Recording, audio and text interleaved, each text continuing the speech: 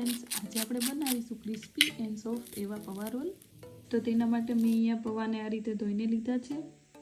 ત્યાર પછી આપણે તેમાં ડુંગળી, લીલી મરચી, ટમેટાં, કોથમીર અને ઉપરથી થોડો લીંબુનો રસ એડ કરશું। ત્યાર પછી તેમાં થોડી હળદર, હિંગ, લાલ મરચું, ગરમ મસાલો અને ચાટ મસાલો એડ કરશું। ત્યાર પછી આપણે બધી વસ્તુને આ રીતે મિક્સ કરી લેશું અને સ્વાદ પ્રમાણે મીઠું એડ કરશું। પછી આપણે એક બાઉલમાં 1 ચમચી જેટલો કોર્નફ્લાવર અને 2 ચમચી જેટલો ચોખાનો લોટ એડ કરશું અને તેમાં સ્વાદ પ્રમાણે મીઠું અને પાણી નાખીને તેનું બેટર બનાવી લેશું। ત્યાર પછી આપણે પૌવામાંથી આ રીતે રોલ બનાવી લેશું।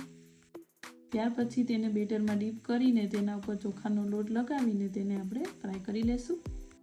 એવી જ રીતે આપણે બધા રોલને ફ્રાય કરવા માટે મૂકી દઈશું। આ રીતે હલાવીને આપણે તેને 2 થી 3 મિનિટ સુધી ફ્રાય કરવાના છે। હવે આપણે તેને નીચે ઉતારી લેશું। તો તૈયાર છે પૌવા રોલ।